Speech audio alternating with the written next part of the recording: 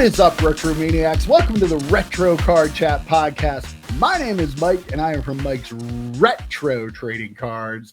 And I'm joined by two guys that have been taping their bananas to the wall for years now. They are, of course, Joe and EP Alec. How you doing, boys? Mine only sold for $5 though. Mine only sold for $5. Is that it? Yeah. Wow. Crazy. You got mine sold for $2.5 million. I don't know what you're doing wrong, but I'll tell you what. We say this all the time with cards. An idiot and his money will soon be parted. I mean, good for the crypto bro who he's going to eat that banana, by the way. He said he might have already done it. I think it was already eaten. Was it already eaten? Yeah, you just replace it though, is what and I guess it was. From my understanding too, the artist wanted to do that to kind of make fun of commercialism. Mm-hmm. And a crypto bro came in and bought it, and we're living in the dumbest timeline. We've said this all the time, EP. We say this all the time. Dumbest timeline. Yep. Wild. Or are we in the most brilliant time? Yeah, it depends on who you ask. I think we can safely say it's the most absurd timeline. Yes. I don't think there's a more absurd one. Yeah. Yes. I did not have a banana taped to a wall selling for $6.2 million on my bingo card. Yeah. I did. Yeah. Same. And like I said, mine only sold for 2.5. So I left a lot of banana on that bone, if you will. I sold too fast. I sold before the boom. Did you see the Savannah Bananas put out a limited edition Savannah Bananas shirt with the banana logo with tape over it? And they only sold 62 of them. They sold them for $62 and they sold out instantly. Obviously. That's amazing. But, yeah, that's fantastic. But that could be our hobby. Oh, someone sold this thing for this. Oh, let's try and profit by doing something else related to that. There are parallels to be drawn between a banana taped to the wall selling for $6.2 million and stuff that goes on in the hobby. Yeah, I'd say. There's that absurd timeline. Sure enough. So, what's new, Joe Day? Any news you want to share with our viewers? How was your week?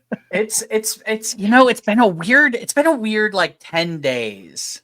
I won't go into the whole thing, but yeah, you're right, Mike. You're alluding to it.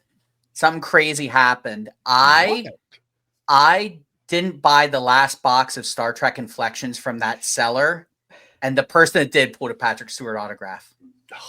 Really? Worst part of my week. I mean, I told the guy about the box. Wow. I said, "Hey, man, I know you're looking for a box of this. This is God's honest truth." I said to him, "I know you're looking for a box of this." Was that the guy from Twitter? Yes. Wow. Jay and Bob. J Bob or something. J Bob.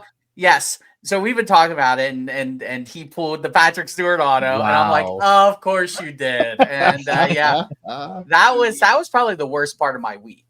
Can I tell you just a little story before we get back to your story? Yeah. I was over at Yukon Card Shop in 2021, I guess it was, and he had WWE Fully Loaded.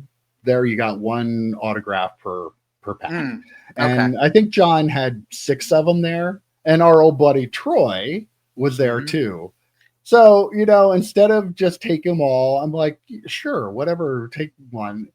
He got the Roman Reigns autograph. And I don't feel it's bad. Not the Roman Reigns. Yeah, so it happens. Misery loves company. Yeah, I will say, don't be nice.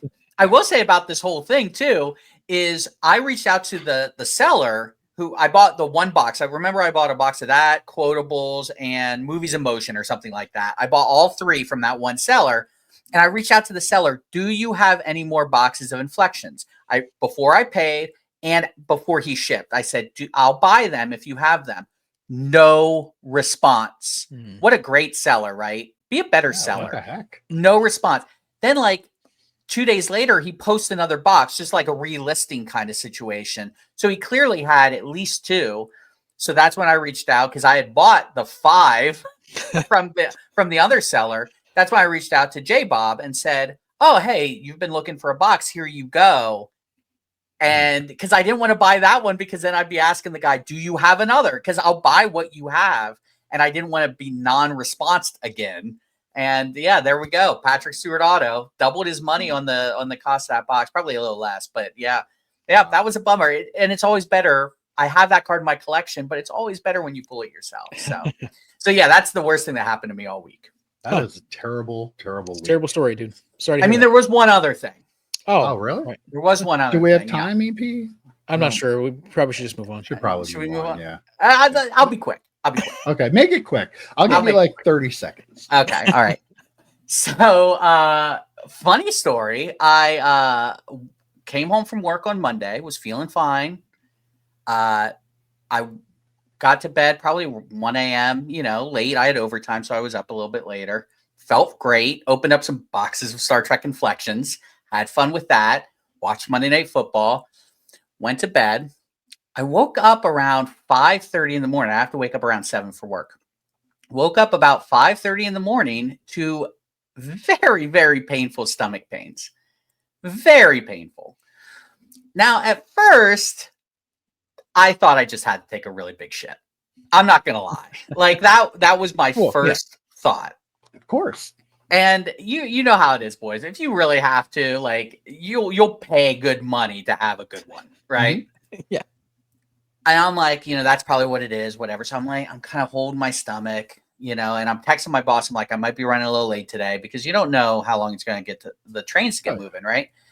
So I'm like, boy, this just doesn't feel right. This doesn't feel right. So a couple hours later, I'm like, you know what? This does not feel right. And I said to Rob, I'm going to the hospital. And Rob, to his credit, was like, do you want me to take you? And I said, no, I'll be fine. I said, it's not that bad. It's bad, but it's not, I'm a manly man. I can drive myself to the hospital. You are not a manly man. Yeah, but when it comes to stuff like that, I don't generally I don't need I can figure it out. I don't need your help. So he goes, okay, just text me, let me know what's going on. So our hospital is less than 10 minutes away. And so I get in my car and I'm like halfway there. I'm like, holy shit, this hurts really bad. Oh, I fly into the ER, go to the valet. I throw in my keys and I am booking to the reception area. And I go up, I sign in. And of course their computers were down, by the way. I'm like, what the? So your handwriting and everything. So I go in. I was there for an hour with just severe shooting pains in my stomach. ER doctor comes in. She says, we're going to take some blood. We're going to do this. We're going to do that. And then we're going to send you for a CT scan on your stomach. She comes in after the CT scan and she goes, yeah, we need to remove your appendix. Or we need to remove your appendix right now. Wow. Within the next few hours. And I was like, oh, that's fantastic. Because yeah, you have appendicitis. She said, luckily you came in when you did because it doesn't look great, but it's not, it hasn't burst, it hasn't perforated, but yeah, we need to get you in. And at first she said, we're going to get you into surgery by tomorrow morning. And then she came back and said, oh, we're going to do this tonight. I'm like, well, that didn't make me feel better. Right. So they got me up to my room. They prepped me for surgery. And what did I say, guys? Within 3 hours of having stomach pains or 4 hours of having stomach pains, I was on the slab to get my appendix removed. And yeah, so here I am, about a week later and no appendix. I'll do anything to lose weight is what they say. But yeah, the appendix was removed. It was, I'm not going to lie, it was scary. It was pretty fucking scary. I freaked out when I saw your text about it. I mean, holy crap. What happened like that? Because you were, fine recording. You didn't say anything about any sort of pain or anything. The text was out of nowhere. Right. Yeah. Because I didn't want to say, and that's the thing. I didn't want to say, oh man, my stomach really hurts. I'm going to the hospital. I didn't want to say anything. That wouldn't have played well in our. No. Crap for that. You would have said the same thing the intake nurse said to me. She goes, oh, you're here for a tummy ache. And I'm like, and so when the doctor came in and said, you have appendicitis, we got to remove your appendix. I said, can we get that nurse back in here quick? Can you tell her that's more than a tummy ache? Yeah, that really pissed. The care there was phenomenal. St. Clair Hospital did a phenomenal job. That being said, that comment really pissed me off. But so I'm still on the mend. they gave me Percocet. I haven't used it yet, but I'll tell you what, when they gave me morphine beforehand, boys, I was flying. Yeah. I was feeling great. They could have cut whatever they wanted to out. Oh yeah. Yeah, I'm good. I'm good. You want to do what? Just give me more morphine. That's fine. Yeah, morphine. Hit me. And it hit quick. They mainlined me. It hit me quick. I will say, joking aside, in all seriousness, we have mostly men who watch this channel, right? I mean, just statistically, the folks that watch our content are men. Which I don't understand how. We're so good looking. We are very good looking. You would think we would attract. Exactly. Men notoriously really don't take care of themselves and don't, go to the hospital when they should and things. Mm-hmm. If your body is telling you something, it's probably telling you something for a reason. If I didn't go to the hospital, if I would have said, you know what, I'm good, it's a stomach ache, I'll be fine tomorrow, which does happen, like the way your appendix can be agitated, like I could have felt better the next day. And I wouldn't know, it would have just burst, so where's my camera? Right here? Yeah, right there. If you feel like someone's stabbing you somewhere in your body, probably go to the hospital. I mean, it's just I'm lucky I did. I'm lucky they caught it in time. But yeah, it was scary. And have your pet spayed or neutered. Yes. All joking aside, though, scary. I know EP and I were a little scared, but it kind of happened so fast that we didn't really have time to really even understand that.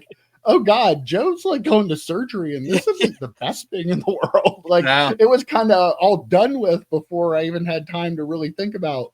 Oh, Joe, that's not good. Yeah, right. So, he has a near-death experience, and we have barely time to process it because he has had surgery already, and he's already texting us back saying he's fine. Right, and the kind of the worst part was, I was texting with Rob, and I said, hey, they're talking about getting me into surgery later tonight or tomorrow morning. And he goes, okay, should I come now? I said, no, don't worry about it. They're not going to come in in the next 5 minutes and get me. I said, when you're done with work, come on over, grab my iPhone charger or whatever. And 5 minutes later, they're like, okay, we're taking you to surgery. I'm like, whoa. So I had to text Rob, and he ended up coming over, but I had already been I'd been in surgery by the time he got there. It was, again, it was one of those procedures. My surgeon said, Ben Roethlisberger, right? I go, yeah, you know what? I have a YouTube channel I said, yeah. She goes, it's a common procedure. Someone took his appendix out and he played, and I think it was there actually. And he played that week or the next week. It's going to be fine. And I go, well, then why'd you have me sign this thing that said there could be drainage? And she goes, just have to have everyone sign that. But we caught it in a good enough state that you'll be fine. I don't think you'll be playing football, she said, but you'll be fine. I appreciate it. Well, we're happy, man. I mean, that's scary stuff. But he's here giving you content for free mere days after a near-death experience. Yeah. How many other YouTube channels are doing this for you? No. You think Dustin, the sports car dad, is going to be doing this? Come on. He's going to be laid up for 3 months. No, he'd do it from his hospital bed. Dustin would creepily do it from his hospital bed. Yeah, that was not fair to take that shot at Dustin. He would be. I think I've seen him do it from the hospital bed before. Or was that the National or something? Or a creepy bed. Creepy single bed. Creepy bed, yeah. So, but the worst part about this for all the viewers is now Joe is going to be able to say, well, I almost died. That's fair. And he will use that. Spoiler alert, I might have done it for shows we possibly could be recording and showing this week. I don't know. It's possible I might have already done it. Make him up again a couple more times during this show as well. Possibly. I get a solid month out of this, right? Do I get a month? Comment below. How long can I say? You will use that way more than a month. I'm not sure you will ever not use it again. But yeah. Don't you guys remember? I was trying to use it for. I was trying to use it for fantasy football trades, for God's sakes. That's on brand. That checks out. Yeah. Well, we're glad that you're here with us, Joe, and we're glad that you're feeling a little better. I'm afraid to ask you, EP. What's up with you? Like, listen, how do you follow a near-death experience? I mean, you really can't. I guess I had a couple of stupid stories about stupid cards, but that's what I need right now, EP. EP, that's what I need. Anything else? So I texted you guys this this week. I sold a card, a 2024 Sport Kings card of Kirby McElveen and Torch, and she is a disc dog champion, which means frisbee competitions. I sold this card while I was at work, and I didn't think much of it. And it's a $1.65 card, no big deal. And when I sell cards that are like $1.65, I typically use a piece of paper. I write down the name of the person, the card, and then say thanks, enjoy on it. And I tape that around the card. And when I did that, and I got the paper out, I was going to write, and I was like, it was Caitlin Kirby McElveen bought the card. And I was like, what? That's not a very common name. I was like, that's got to be the person. I messaged them. They never messaged back. So I'm assuming it probably is this semi-famous person that did it. But I mean, one of them, a super accomplished disc dog champion purchased her own card from me this week. I thought that was a lot of fun. I enjoyed that. This tiny little thing that a little extra on top of the sports card selling that I do. And then second thing, which I've thought about talking for a couple weeks and I forgot. I bought some Topps Composite football, which I know you guys know. I did too. Oh, really? Yeah. I bought I bought a lot that was like, it was like 20 cents a card. And the Topps Composite is all stars. Oh, I bought packs. Okay. I bought a couple blasters, but go ahead. Oh, and I listed them and it's like, and I'm like, this is really cool. And they even like some of the Lawrence Taylor cards, I'm like, these are pretty cool. I mean, the thing is though, you see a little bit of the helmet, too much of the blue in the helmet. You're like, it's not quite that, but is there? So I'm excited about potentially getting NFL cards soon from Topps with the logos and stuff. Or is like selling them at 20 cents. We get buying them at 20 cents a card and then reselling them. Like they're really cool. And people are buying them. So Scott Spalding actually bought a handful from me. I got Walmart had blasters like marked down, and I bought 4. I've opened 2 already, but I was opening it and I was like, I couldn't help but think, if these were licensed cards, I would be spending a fortune because I was a huge fan of Topps Fusion back in the day, and people don't even remember that set. But the composite is just like an updated version of it. A lot of the same sets and stuff in it, but the different sets, the different cards, all the great players you got out of it. Like it was actually a very fun rip for not being a very expensive rip, but yeah, if they were licensed cards, I would have a hard time not buying a case or 2 or 3 of like hobby boxes of that because it is that much fun. Well, this weekend when I went to check some retail stuff out. If there would have been a blaster box of it there, I would have bought it just because I did enjoy it enough, and it's popular. People are buying it on eBay. So check Walmart.com. They had them still just recently. I got them in a couple days from there too. Like you don't have to wait as long as you do at Target.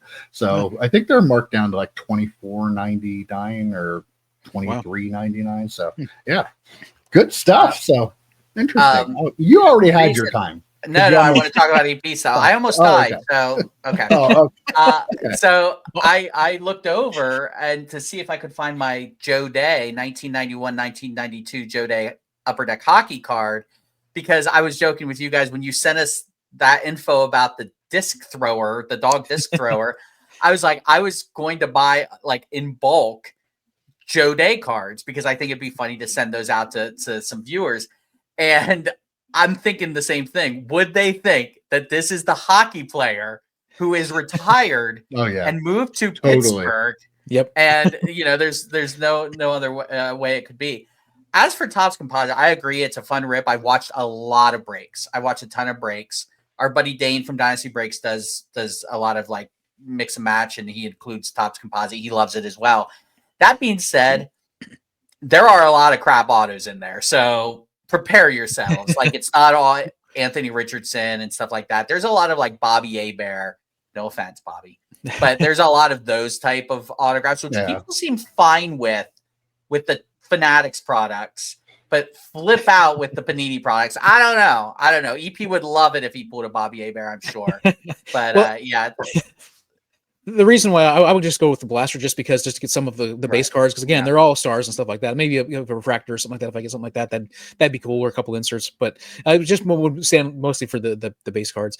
One quick thing on the McElveen story, like, look that stuff up on YouTube. There's a 2017 World Championship, World Challenge, something like that, where you see the competition, and we're all dog guys. So like this is like what she trained this dog to do in this competition is absolutely insane. If you get a chance to check it out, you guys should check it out. I think I just saw a video that somebody that they just broke the record of the longest catch. I swear I saw a video. It was like over a football field. Oh, nice. Oh wow. Yeah, and the dog caught it, and it was like the dog. It's so cool watching the dogs, because, like, again, we're dog people, and they get so excited, like they know they did good. What year was that card from? Did you say, Pete? The card was 2024. 2024. Oh, okay, cool. Yeah. So I was just wondering. I didn't know if it was an older card, and maybe the dog wasn't around anymore, and that made me sad. We won't talk about that. Way to break down the pod, Mike. I was worried. That's the kind of stuff I think about. She trains multiple dogs, but Torch, the one dog on the card, is her most accomplished dog. So awesome. Yeah. All right. Well, let's get into it. Strangely enough, as if he hasn't had enough mic time, our top story this week is actually another story involving Joe Day and his buddies at PSA. So, Joe, why don't you tell the viewers the situation that you had happen with PSA this week to just make your great week even better? Boys, it's like I said, it's been, between the Patrick Stewart thing. You almost died. Well, that's one secondary to Patrick Stewart autograph. But and then I had, because it kind of ties into this, I had a loaner car from the dealership. I had to take my car in to get something worked on, and I had a loaner car, and we were taking the loaner car back, and I'm saying to Rob, get home quick because FedEx is coming. I have a delivery. You know how FedEx is. They're the worst. And I have a delivery coming. Get home quick. Drop me off at the hospital. Get the loaner so I can go and switch out cars. Yada, yada, yada. Right? So he makes it in time. So what had happened was I had submitted, and it's on the channel, 2 Patrick Stewart autograph cards that were the oversized cards. You've seen similar ones behind me in previous videos. And the top loaders were all jacked up. And I said, I don't want to keep them in this. I don't know if it'll bend the card, yada, yada, yada. So I'm like, I'm just going to send them off to be graded. Try to grade them with SGC. SGC was very bad about their customer service. Actually was not great. I mentioned this on the channel, which is unusual. I think PSA and SGC actually swapped customer service people because I have had much better luck with PSA customer service recently. So I sent those cards off. They came back, got the grades I wanted. Everything was good. And then I noticed there was a lot of shit in the slabs. Like there was like a hair, there was like debris. And I'm like, I message them and I'm like, you're going to have to, I don't know where the hair came from, EP, in case you're curious. I said, you're going to have to. I said, you're going to have to do something about this. I said, you pay good money, especially with the dual authentication, with the auto grade and everything. I said, this is not acceptable. Very apologetic. They sent me a free FedEx voucher to send the cards to them to get reslabbed. Sounds good. So I also messaged them. I said, well, I happen to have this other card that I had that I bought off eBay. Those oversized slabs are very difficult to take care of. They're very difficult to store, and they get scratched and scuffed very easily. This one came, I bought it slab, but it was scuffed. I said, may I send this in so I can kind of save on the shipping to send it to you? They're like, absolutely no problem. I was kind of hoping they would do all 3 of them together and send all 3 of them back. They did not. They separated the orders out and whatever. Got the first 2 back, no problem. Slabs look great. I'd been waiting 2 months for the 3rd one to come back, the one that I was just paying to have it reholdered. And I get home after I switch out cars. I have my FedEx box. I open it up. Mike, are you going to throw a picture up or should I just turn my camera around? Just turn your camera around. Yeah. This is the card I got. This is not Patrick Stewart. For those of you who don't know who Patrick Stewart is, this is the card I got. This is a 1955 Redman Tobacco Nelson Fox card, number 4 in a PSA 8. That's a good grade. That's an awesome. That is a very good grade. Congratulations, Joe. That's a very good grade. Well done. For well 1955, done, I'm very pleased with this grade. I just EP's like, please tell us you recorded this for the channel, the unboxing, because I really wanted to see live and unvarnished Joe Day for this. And I said, honestly, after the week I had EP, I literally looked at the card and just started laughing. Of course. I'm like, I just started laughing. What else can you do? And I'm like, well, they sent me the wrong card. I reached out to PSA. They still have not said they found my card yet. But I reached out. I said, this is the card I have. They sent me a FedEx label, said, can you return this card? We're confident we'll find your card. If not, and they went through the process of, because I have it, declared value of its declared value, it's like $500 declared value or whatever. This card's actually like an $800 to $1,000 card. So I should have just kept it and sold this one. But they also did provide me with $100 of credit, which I'll sell to EP. Or you. Yeah, I'll sell it to you. I'll sell it to someone. I have an order I'm getting ready. So. Oh, do you? Okay. Yeah. But and I did say to them, the one comment I did make, if my card went out to this person, which I don't, maybe they take perfect care of their cards and everything. I said, if this card went out, my card went out to this person and they send it back, I want it reslapped again. I want it reslapped. I don't know how they take care of their cards. I don't know how. And the woman I talked to on the line was like, oh, we'll see if we can. I go, well, you can see all you want. You're going to do it. The person I talked to through email was like, oh, well, absolutely. There's no question. We will absolutely 100% reslap this card once it gets back. But the customer service, great. But how do you screw this up? How? And the paperwork in my box was the Patrick Stewart paperwork. It wasn't a Red Man Tobacco Nelson Fox paperwork. I don't know how you screw this up. So somebody just grabbed the wrong card. Yes. Absolutely 100%. That's the craziest part of the story to me, is that somebody who's really waiting for their Nelly Fox card, they're like, oh my God, I'm finally gonna get my card, my Red Man back. Yeah, I know it was so good. I knew it was going to be a good grade. And then they open it up and it's Patrick Stewart, and they're like, what the F is this? That's why I don't want that slab back, because it was thrown across the room. Right, exactly. But they don't know if it was just a 1-for-1 swap or if it's a bigger problem with multiple cards. They don't know if it was they didn't say that specifically. The swap out here was 1-for-1. So they didn't this guy didn't have 6 or 7 cards and they got mixed up. So this was a 1-card order from what they told me, with a 1-card order. So let us know in the comments if you got some PSA orders back. I think it's because they were both oversized. Someone just grabbed it. And we've talked about this. Generally, the best and brightest people are probably not in the shipping department. No offense, but they're not card people, I would bet. And something like this happens from time to time. It's just kind of funny it happened this week to me of all. Now, in fairness, it may not have been the shipping person, though, because that's fair. That might have been mixed up long before they put that card with your paperwork. Yeah. And that person just packed. I don't know how their process works, but I would tend to think that they're not putting the onus on the person shipping to make sure they grab the right card. So it was probably, he or she probably got a package that they had to ship and they put the stuff in and shipped it. So it probably, I would guess it happened before, but again, how? Come on. Right. One of those is a Patrick Stewart autograph and the other is a vintage baseball card. Right. So very, very different. Yeah. I feel like I've had mix-ups myself when I'm shipping cards sometimes, where I'll have my labels all here and my stuff all here, and sometimes the label gets swapped, and that's happened. I'd give a refund. Obviously, this is on a much larger scale, and with a company that is, they're paying people to take care of this kind of stuff. So it's not apples. It's not apples and apples. Definitely not apples to apples. Yeah. Right. But I mean, it's at some point it did happen. Somebody allowed this to happen, and it's not great at all.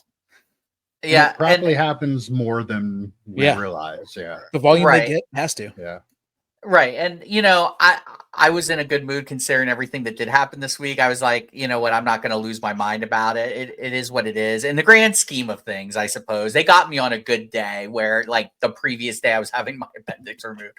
So they got me on a good day. But that being said, I mean, you are the industry leader. I know screw ups happen and they're taking care of it on the back end. So that's good. But you know, you would hope screw ups like this are more the exception, not the norm. It sounds like it probably is, but again, how do you screw these two very different cards up? I don't know. And they might have both been reholders, and maybe that's why they went to the same place. They were probably just both just reholders. But that being said, I mean, I don't know, maybe look at the card before you put it in bubble wrap. Just throwing that out there. Maybe. Yeah. All right. Well, the reason Joe's really disappointed in this is he wasn't able to send it to the PSA Vault and then hopefully get an offer on it. Because apparently this was just brought up over the weekend. I saw a tweet about it, and Neo found out a little bit more, did a video about it yesterday.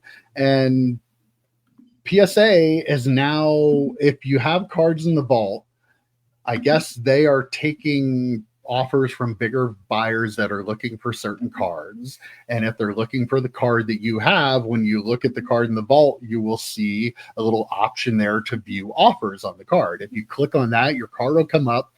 They show you like a price range of what the card is worth, and they show you what the value of the offer is. The amount that you're offered is the actual amount of money that you get, but PSA is kind of acting like the go-between between some of the bigger buyers they have and people that might have the cards that they want.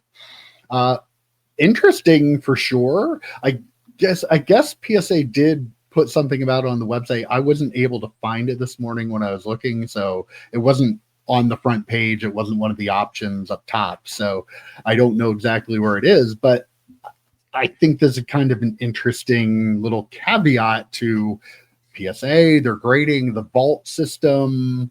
Now they're giving people offers from other sellers. The offers aren't coming from PSA. PSA isn't the one buying the card.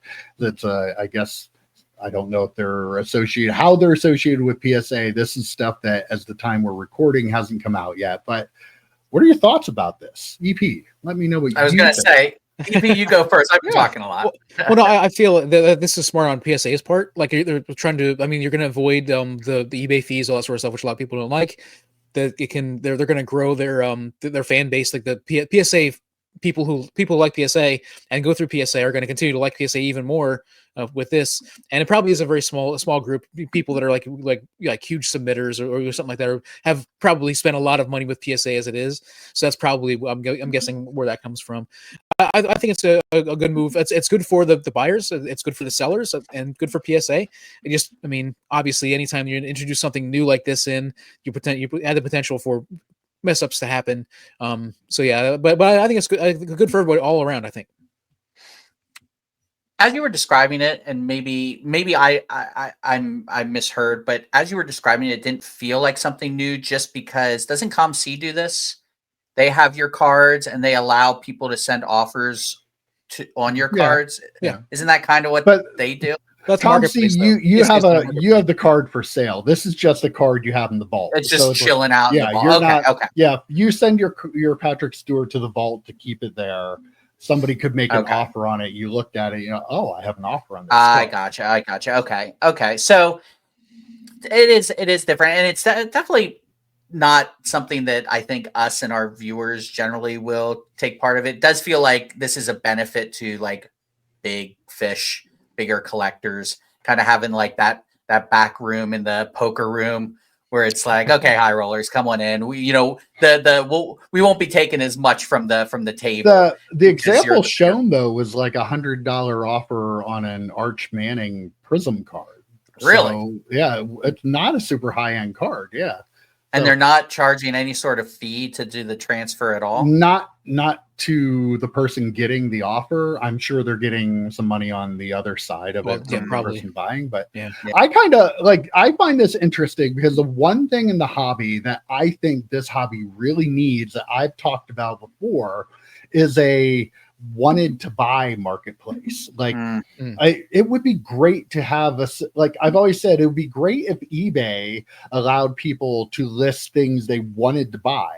So if you have something to sell, you could check out the wanted to buy area. Like I used to be in the early 90s, I was on a dealer to dealer network for selling cards. That's actually where I got most of my inventory at the shop. It was just a bunch of dealers, but you're all hooked up. It was on this Sportsnet, it was called. And like, if you wanted boxes of cards, okay, I'm searching for, 1993 Topps baseball. I'm paying $20 a box. And people that have that could message you and you could get a deal done. And I've always kind of thought that it's strange that now with all the technology that we have, that there isn't some kind of way for collectors to do that. Like it'd be great to have, I'm looking for this card, I'm paying this, have it set up that if a person has it to sell to you, you can have payment set up, something like that. I'm not working out the details because I'm not the person creating this. They're ideas, man. But it would be great to have the ability for collectors who are looking for something to say, hey, I'm looking for it. And maybe this, like, it seems like PSA is almost doing that for them. So I don't know what direction this will go in, but I would love to see something go more in that direction. So people, like, so often I think of like a box of cards and you have that one person that has it listed on eBay and they're at like 3 times what the cost should be. I'm like, I would love to be able to have a place where people look that I could put the fair price for that box of cards and somebody go, hey, I have this if you're interested in, and you can work the deal out. But I think you sold me on the idea. I like literally as I'm thinking about it, with I took my PSA's thing and I made it into my own, and it's probably a direction they're never going to go. But if they did, it'd be great. Now that's an idea I would get behind. Yeah, right now the watch list is like the kind of closest thing that we have to that on eBay. I think Trading Card Database might have something where you can put in there and say I'm looking to buy a certain card or a certain player maybe or something like that. But I actually had I mean, obviously Trading Card Database is a much smaller base of customers than eBay. Like this is something eBay should have had probably 10 years ago at least. Like it's something or that anybody it would be great. A lot of time when people do like the what are you selling thing, like there's a Tuesday night thread that people put their non-sports cards a lot of the time. On Twitter. I'm sorry. A lot of the time people will, like me, I'll very rarely post anything for sale, but I'll post, hey, if anyone has XYZ, I'm looking to buy. And sometimes I've gotten responses, but if there was like some sort of like legitimate, like actual forum for it, I think that would go over gangbusters. There you go. Nat, figure it out. Call me. Well, that's not all the PSA news we have. We have quite a bit more. I'll go with this one. Okay. Joe, you had a bad week, right? Yeah, I'd say. Well, I mean, other than the almost dying thing, this collector, there's a collector from Knoxville, Tennessee, that is claiming that he sent $375,000 worth of cards to GameStop for them to send into PSA to get graded. Apparently, it was a lot of vintage Star Wars cards, and somewhere along the way, the package disappeared. They have lost the package. He's done a couple of videos on Instagram, said he called the police and they were interrogating the employees, interrogating them. Keep that in mind. And said that, that he is out $375,000 in cards. Now, I'll give you a little other information. If you send cards in through GameStop, you have the declared value of $500. That is the limit. You can send in higher, but you get an upcharge. But your declared value is only $500 on what you're sending them. So he sent them apparently 22 cards, and knowingly $500 was the limit on that. So that comes to $11,000, not $375,000. Some people online have been pointing this out, that maybe if he had all these cards and they were all PSA 10s, maybe they would have been 375,000 in cards. But if you're giving it to them, that $500 is the most they can insure any card from. So let's just assume all of this is legit and the package was real. It had cards in it, and you're going to wait for it. And first of all, you should know what you're sending in and what the rules are and what you're going to get if they're lost, which makes it seem a little fishier to me that you're now saying that this package is lost and you're out 375,000, even though you can only do those cards for a total of 11,000 insurance. Anybody have thoughts? The conspiracy hat is out. And by the way, now with the appendix removed, it's like kind of weighing me down a little bit. I don't know. Yeah, I noticed how you like sank down a little bit.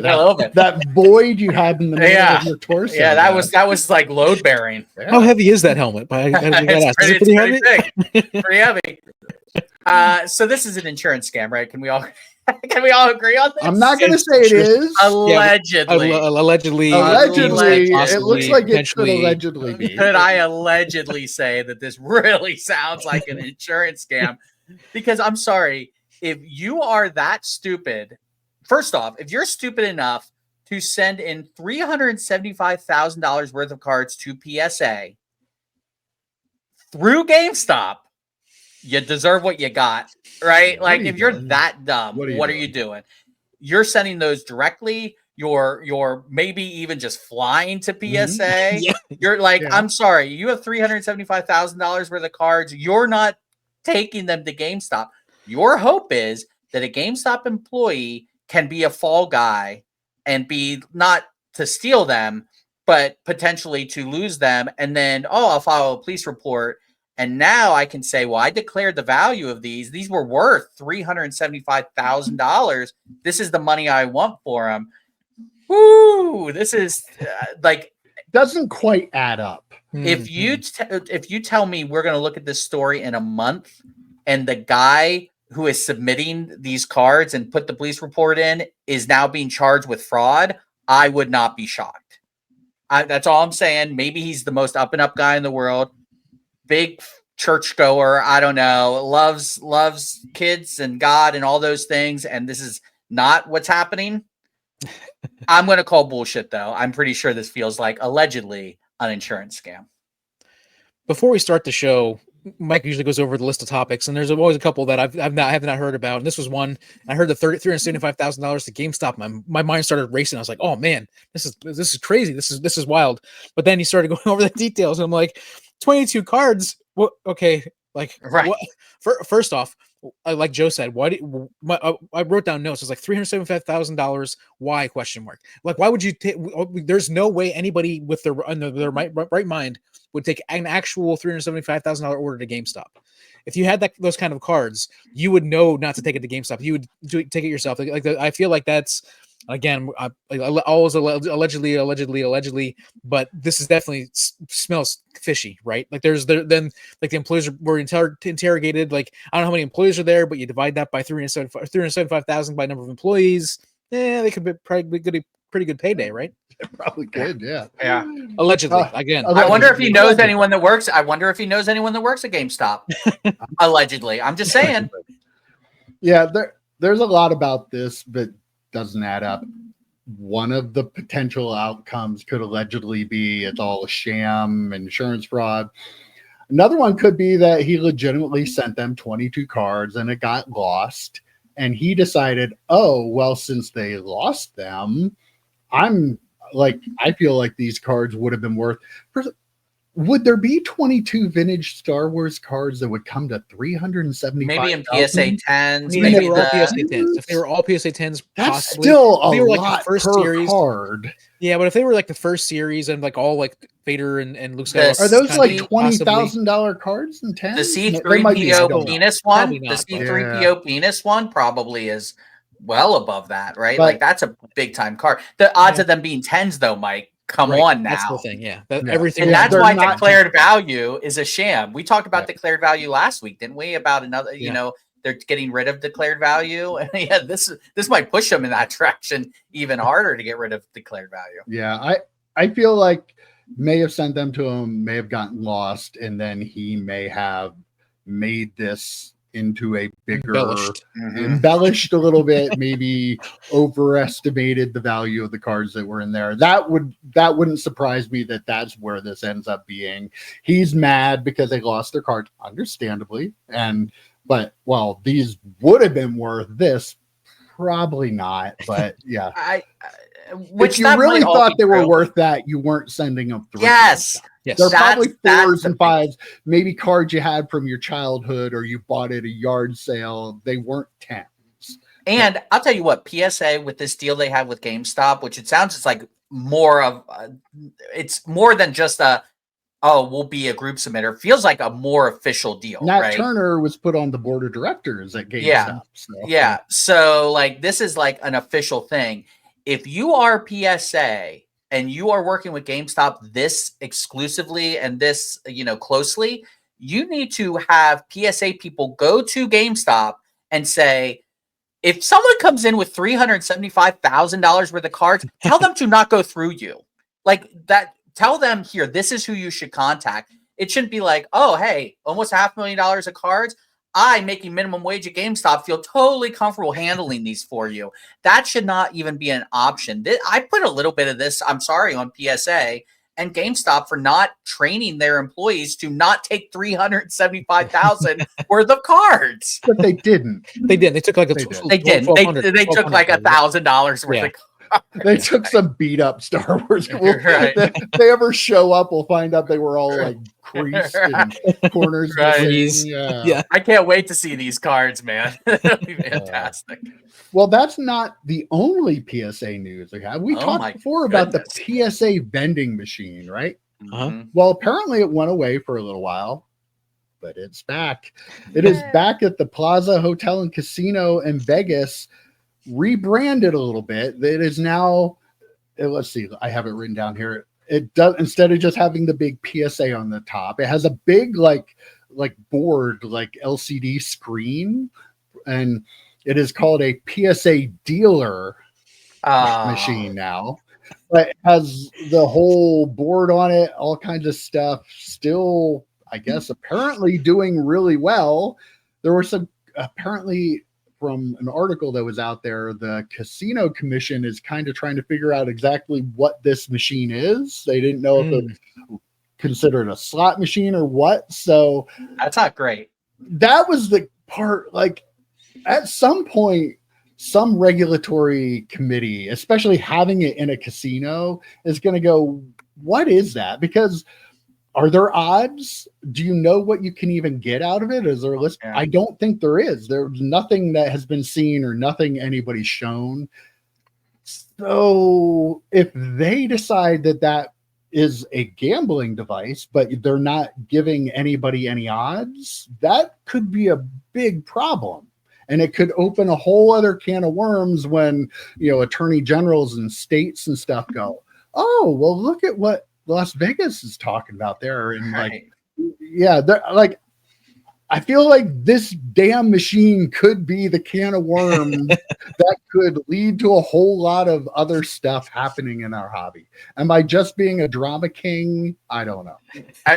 As soon as you laid that out, that the gambling folks were asking what's going on with this, I'm like, well, that's this is what's going to happen. This is the inevitable conclusion, right? Though my first thought was when you said, oh, it went away for a little while and came back, I'm like, the herpes of the hobby. Am I right, people? These machines. Not while I'm drinking. As an aside, there is a Google search on my phone right now. Do herpes come and go? Because I wasn't sure if that was the STD that was the one that comes and goes. So yes, this is now. Is that why, Joe? Is that really? I can't wait to hear about the targeted ads you're going to start getting. Right. Like it literally do herpes come and go. It's literally. Just wait till we hear about his next trip to the hospital. right. That's a more of a clinic situation. Okay. But yeah, free clinic situation. But anyway, getting back to this, this could be the thing that does open up that Pandora's box.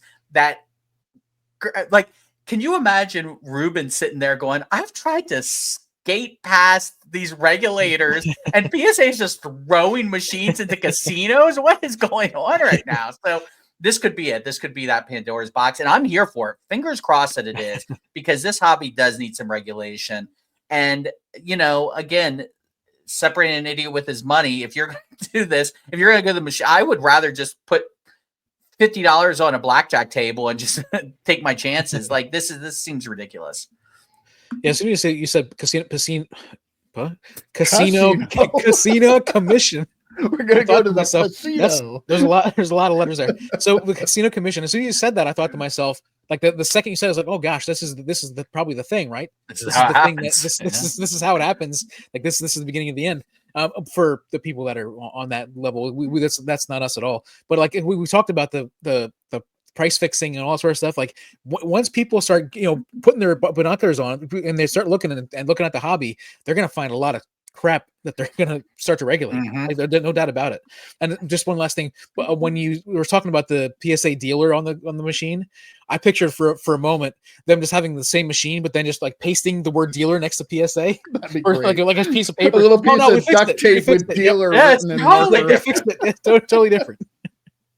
Yeah, no, it does have a big LCD screen on it. It's very like attractive looking, and unfortunately, you're going to throw $100 into it and lose most of that money. But yeah, I don't know. The hobby just, I mean, we can't regulate ourselves enough to the point.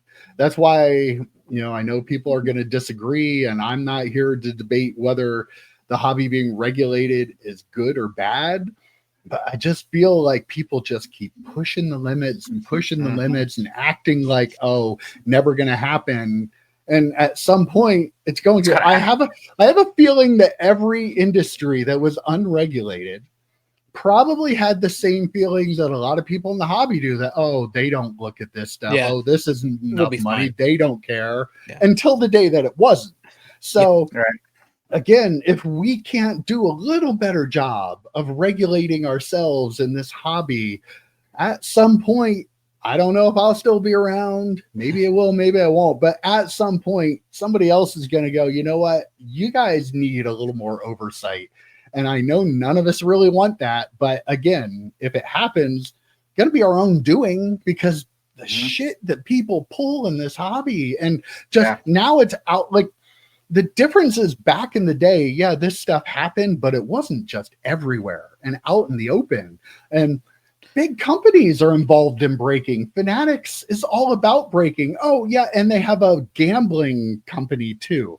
Like, it blows my mind that a lot of this stuff is as front and center as it is, and gonna happen, right? It's gonna happen. Yeah, definitely. And one of the problems is like the difference between back then and now is the scammers, when they scam, they're making like millions of dollars, where before it was probably like hundreds. You know what I mean? Like you saw a bunch of like fake Joe Montana rookie cards or whatever.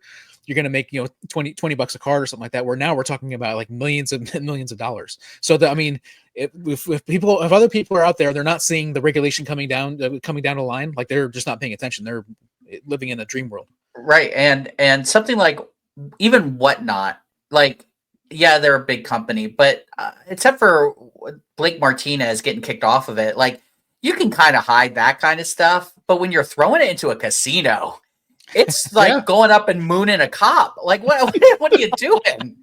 Are you speaking from experience here? I mean, not that I remember. Oh, like, you never remember shit like that until the next morning. I think we have another t-shirt. Another t-shirt idea. Like going up and mooning a cop. It's like going up and mooning a cop. I thought you meant a caricature of Joe mooning. That would also even work. Better. I like that one too. With a little look back, yeah. Well, enjoy that, folks. That's enough talk about gambling. Let's move on to something a little more reasonable in the hobby. Did you hear about the new Tops Now card? Oh gosh, this is totally Tops. not a lottery. Oh my god! Tops Now update of the week. Do. Evan guesses what the next big Tops Now card is? It's not the Mike Tyson thing, right? No, it is not. Okay. Is it even football, bigger than that? Football related? Bigger than it is that? Not. Let me tell you guys, All right, because we only have so much time on a podcast. It is the Tops Now Paul Skeens Livy Dunn. Yes, I did see this. Auto 1 of 1. I did see this. That's right. Oh wow. Paul Skeens, huge. It's gonna be huge. There's nothing I can comment on about this is going to change anybody's mind if they want to buy 100 of these trying to get that 1 of 1. They're going to do it. Clearly, people are going to do it. Fanatics has found a way to print money, and it's called Tops Now. And I give them credit. They keep coming up with more good ideas that are going to sell a lot of cards, and that's what they're here to do. They're not really hiding the fact that that's who they are. Yeah. So doesn't matter what I think. People are going to buy this. It's another good. This is going to be huge. Is this going to be the biggest one? I thought the probably not. Right? It's probably not. You know, it's going to be good, high, but I don't think it's the biggest one. Yeah. I was wrong the last time because the Bronny LeBron one wasn't bigger than the previous one. I don't believe, because I thought they would just keep building. But again, when you do one, every week, it seems like you don't have to, you can just throw one. Oh, that one only sold 100,000. That's like free money. The lottery is not $1 billion every week, you know, right? Sometimes there's only $1 million or $2 million. Yeah. And it builds up. Yeah. And we're doing an episode of what we're thankful for. And I was jokingly saying that was going to be Wednesday. Oh, the day before Thanksgiving. 2 days from now. We're going to talk about what we're thankful for. And first off, I hope no one says Fanatics unless it's a joke, because I am thankful that they give us all this content every single week. Thank you, Fanatics, for that. But this is ridiculous. They're basically printing money. They're seizing on people's inability to control their worst instincts and just buy crap to hopefully hit that one card. Mike, have you let us know what the Pirates have offered for the person that pulls this yet? They have not come out yet. This is a new thing. Yeah. They're probably still trying to figure out the offer because they don't know the resolution of the MLB debut. Okay, that makes sense. So they have to know if they're it's kind of like when TBS was trying to renegotiate with the NBA and AEW at the same time. So they didn't get the gotta get one out of the way. Gave AEW money. Yeah. So they had to have something. So one more quick point before EP goes is, and I sent you guys a video of this. I was watching Silver Sport, and they were doing a break, and they were breaking a repack product, right? Packs, not like the bad ones, in my opinion. They were packs of cards, and they mentioned that their distributor has to use Fanatic supplies now. Like the person that they're getting the cards from, those repacks from, their distributor is required to use Fanatics sleeves, top loaders, all that stuff, and anything they send out. And I'm like, this just kind of ties into that. It's just like Fanatics just squeezing the money and just seeing how much juice they can get out of this orange. And it's like, holy crap, guys, it's terrible. I thought you were going to say they were squeezing all of them by the balls. Oh, yeah, a little bit. Yeah, they're doing that too. They're squeezing distributors by the balls for sure. Yeah, you want to sell their product? Okay, we're going to squeeze your balls a little bit, and then we're going to squeeze it a little harder, a little bit more. I think one of us compared them to Galactus at one point, just of devouring the entire. I think that was you, ironically. I think I did. Yeah, yeah, that's kind of what it looks like with that whole thing. I've said a number of times, I like Tops Now as a concept. I think it's been overdone, and not just overdone. I like the idea that I think what happened. The issue is the lottery side of it. Them trying to like turn it into this thing. Tops Now commemorating awesome things that happen in a sport or whatever. That's great. I love that idea. But turning it into this giant money making machine is the part that feels a little greasy, right? A little bit off. Well, here's the thing though, EP. It's only that way because we as collectors buy them. So yeah, absolutely, 100%. I agree with you 100%. Also, that this like it's the people making these decisions, the people picking the subjects for this are brilliant. They're definitely like marketing geniuses because this card hits the sports fans, the baseball fans, the people chasing the debut patch, and also the fans of Livy Dunn, the influencer who's very popular. I mean, it's going to hit two wide audiences. There are a lot of people that are going to be buying it that aren't just Paul Skeens fans or baseball fans or Topps fans. There are going to be a lot of people buying it because of Livy Dunn being I don't know how genius they really are, to be honest. I think the three of us could sit down and say, what can we just have a one-of-one auto that forces people to buy tens or hundreds of thousands of crap cards? I think anyone could come up with that. This doesn't seem like Bronny LeBron. That does not seem innovative to me. Oh, they're doing one for the 50-50. Holy crap. That, like, to me, that's nothing. Well, this might be the only one that kind of is, but I don't know. Everything else, it's like kind of like, oh, duh. But nobody else is doing it, though. That's the thing. Like, nobody else well, is they doing don't it. have well, Panini is kind of, they don't do it at this scale, but they have the instance. So, like, this isn't a new thing either. Yeah, but Panini's selling the rare ones separately. They're selling the rare ones separate, right? Yeah, really. It is. They're leaving meat on the bone for sure. Well, I'm gonna do a Tupac and Biggie cut dual autograph 101. I'll sell a lot of those. You think I'm joking? You ain't. All right. Yeah, more Topps news here for you. Oh, thank this God. Is actually, Joe, right up your alley.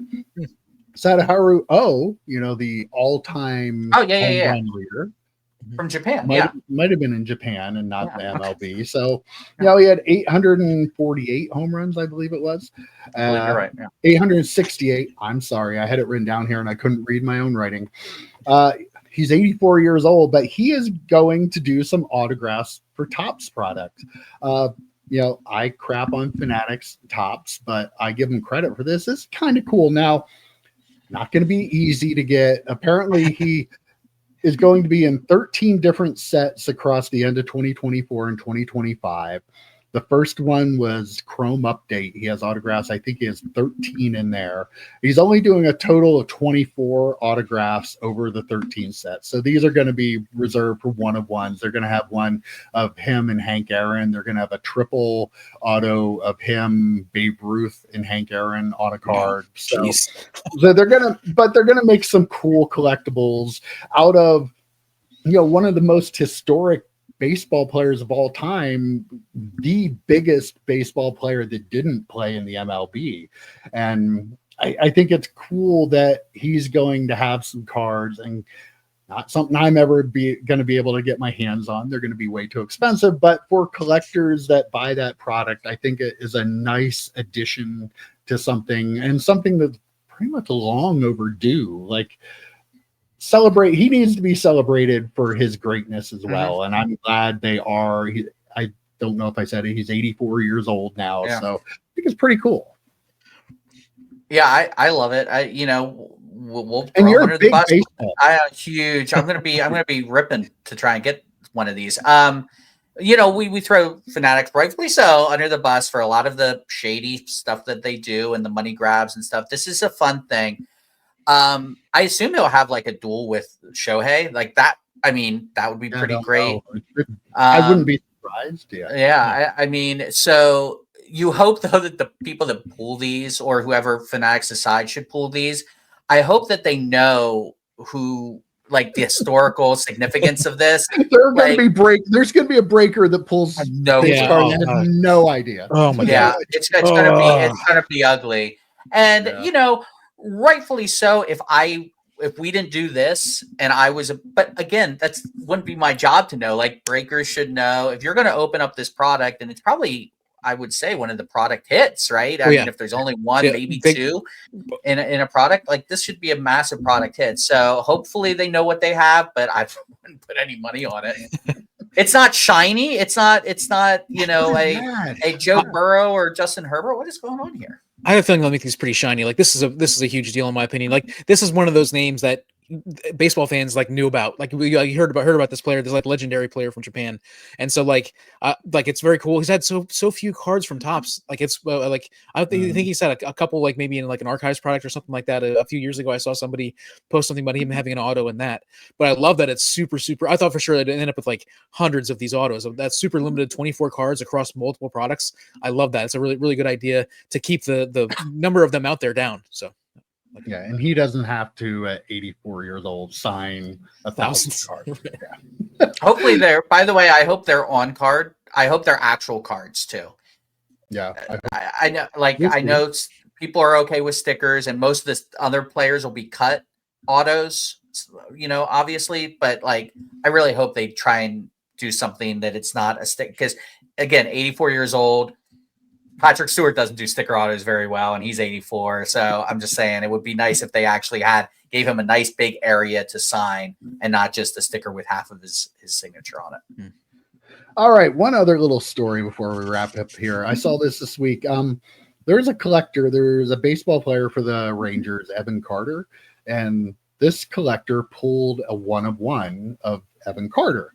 He reached out to him, I believe, on Instagram or Twitter. I think it was Instagram, to ask if he might have interest in his own 1-of-1 card. And Evan Carter actually did. And the collector ended up trading the 1-of-1 to him for another rookie card and a signed bat. I think the rookie card was signed too. And the person posted a picture of himself with the bat. He was like very thrilled with the trade. But because the hobby's the hobby, you have to have people that just take issue with the fact that, oh, well, that card would have been more. Oh, why are you giving these, athletes preferential treatment, that kind of thing. The collector reached out. Well, I think it was cool that he asked the player if he wanted it. I think it's cool that players are collecting cards and collecting their own cards. Yep. The collector was happy to have the interaction with him and get a signed bat and rookie card from him. He's happy. That's all that needs to be said.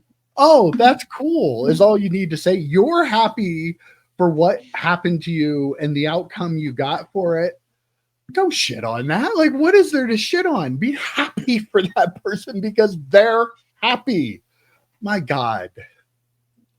Scroll the fuck past. If you have a problem with what he got for his card, it's his. Stop being a douche. As someone who almost lost their life this past week, I'm taking things at a different perspective. Stop being a douche. Just scroll past. What are you doing? Like, this is the epitome of the hobby. Now, I will say, I'll play devil's advocate a smidge and say if he pulled the Paul Skeens, right, the 101 debut patch, if he pulls that and reaches out to Paul Skeens, let's pretend the Pirates didn't have an offer or whatever, and Paul Skeens goes, oh, I'll give you another card and a couple bats. At that point, I say, dude, probably for your family's financial well-being, I probably wouldn't do that. With this, I don't know how good this player is. I've never heard of him. You guys would know better than I, even though he's a rookie in 2023. So, I mean, he was a good player. He's a good player. But, a good player. But, like, I don't think you're getting life-changing money out of this card. Just let the guy enjoy the hobby how he wants to enjoy. What does it matter to you? So, I mean, sometimes I wonder how long into this show people listen, and like you might want to bleep this out, but these cocksuckers are a real problem. Holy so I can't stand these people that are doing this. Like, I'm not going to bleep that out. I'm going to cut it and move it to the beginning of the podcast. With no context. Like yucking on people's yums, like, completely deflates. Like, why are you trying to deflate other people in the hobby? Like, this seems like probably a pretty fair trade. Like, the bat and the signed card might even be worth more than the 1-of-1. I feel like this is a tremendous deal steal. And why experience, tremendous experience. Yeah, too. and what gives you the right to think that you deserve that card over the player? Like and the collector, and like you use the word collector multiple times. That's the important part. Collectors, they understand it, and they understand that this player is also a collector. He probably knew he was a collector and said, "Hey, are you interested in this? I know you're a collector." And like that's probably how it worked out. The problem is there are so few collectors. There are more people who are out there to crap on other people because they have a PSA 10 Mike Trout rookie card they got, before the boom, and then they sold it, and they all of a sudden now they are. I don't have an autographed. Watch in a couple of weeks. You'll know what that. So anyhow, I'm so sick of this. That's part of the reason why I'm not on Twitter as much as you guys. Like I just can't handle these people. And I'm not on that much. Yeah, like every thread you're on, there's always going to be one person in there just taking a stab at somebody just because they think they're edgy and they're going to get more likes and views or whatever. I'm trying to put into the perspective of me. As an aside, by the way, the last two podcasts, lots of swearing between this and the Michael Rubin mean tweets. But I'm trying to think of it from my perspective. So, like, say I pulled a 101 Patrick Stewart autograph card, right? Like, Rittenhouse doesn't do 101s, so it's sketch cards. But let's just say there's this Patrick Stewart autograph card. It's a 101. It's as cool. Whatever. Yeah, I would absolutely trade that for an experience to interact with Patrick Stewart. I mean, that would be the cool. And you're saying this guy's a collector. He's probably a fan of this player. If he was willing to do that, he clearly has to be a fan of this player. If he's willing to trade that card for memorabilia from that player, like it's clearly he's a fan. So like, from my perspective, I would so much rather have the experience. Again, it might be because my near-death experience where I'm saying that, but like for me, it's come on, people. You're the worst. I'm not going to stoop to EP swearing level, but my goodness. I apologize for swearing. I do, but that's how I feel. That was a Wayne Al Day swear. Like that's a Wayne Al Day swear if I've ever heard one. I have a Kayvon Thibodeau 1/1 out of Donruss. I'm not a Giants fan, and he's a good player. The card's not super valuable. Like, if he were going to send me, like, a signed jersey, I would absolutely take that for the card. And I'm not even a huge fan, but, like, well, this is a card, and they make all kinds of cards. If you actually took time to sign a jersey and send it to me for this card, let's do it. That would mean more. Maybe I should reach out. He might be watching. If you're watching the pod, I assume. Yeah, I assume. All the NFL players do, right? That's most of our subscriber base, Exactly. Yeah, of course. All right, guys. Well, we covered a lot this week. I don't want to push Joe too hard. He's still recovering. I was keeping an eye on him, just make sure he didn't start like nodding off and having issues up there. And I am now exhausted from having to watch him and make sure he didn't die the whole podcast. So we'll wrap it up right there. It was a pretty good chat this week, and I will see you next week. Take care, guys. I gotta go get an oxy. See you, boys. Thanks for not dying, Joe. Adios, guys.